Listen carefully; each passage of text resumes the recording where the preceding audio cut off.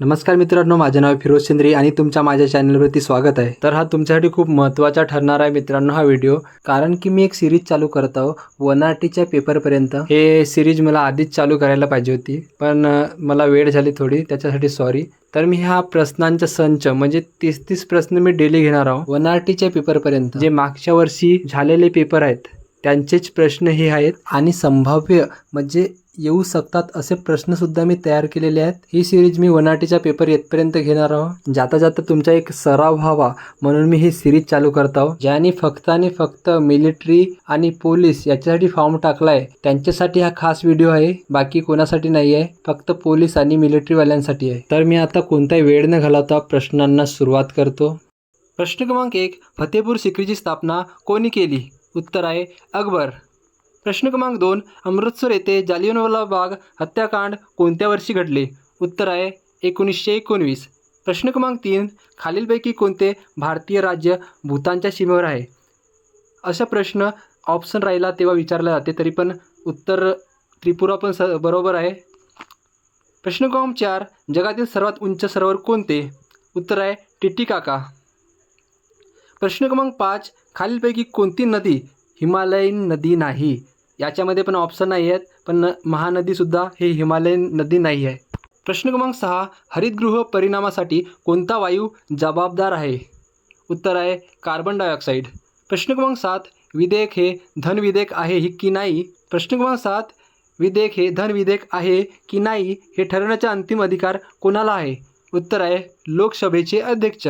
प्रश्न क्रमांक 8, भारताच्या राष्ट्रीय दिनदर्शिकेचे नाव काय आहे? उत्तर आहे शक कॅलेंडर. प्रश्न क्रमांक 9, मंगळावर पोहोचलेले पहिले अंतराळयान कोणते? उत्तर आहे वायकिंग 1. प्रश्न क्रमांक 10, भारतीय सैन्य दलातील लेफ्टनंट कर्नल या पदाची समकक्ष असलेले भारतीय वायुसेनेतील पद कोणते? उत्तर आहे विंग कमांडर. प्रश्न क्रमांक 11, भारतरत्न पुरस्कार प्रथम केव्हा देण्यात आला? उत्तर आहे 1954. प्रश्न क्रमांक 12, राज्यपालांना शपथ कोणाकडून दिली जाते? संबंधित राज्याच्या उच्च न्यायालयाचे मुख्य न्यायाधीश.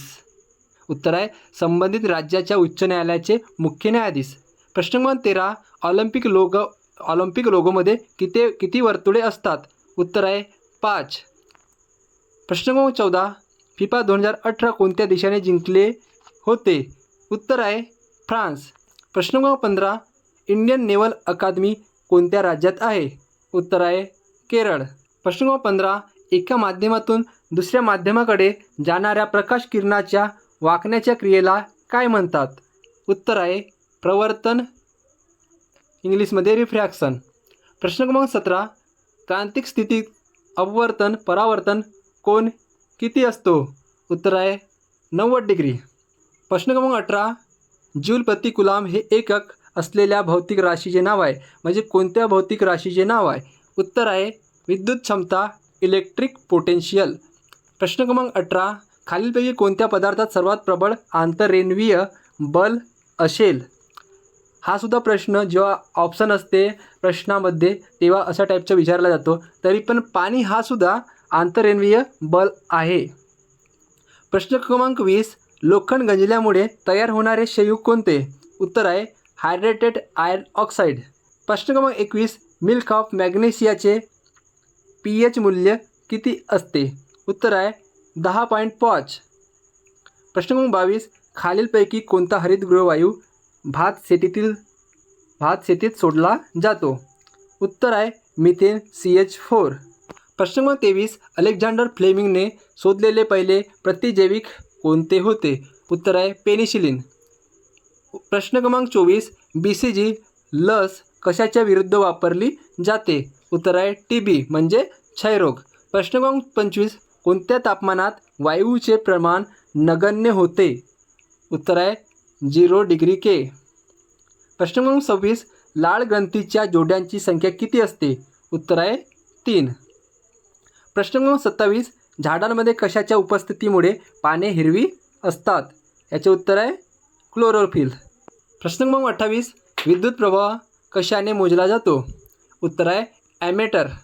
प्रश्न क्रमांक 29, पहिला भारतीय भूस्थिर उपग्रह कोणता होता? याचे उत्तर आहे ॲपल.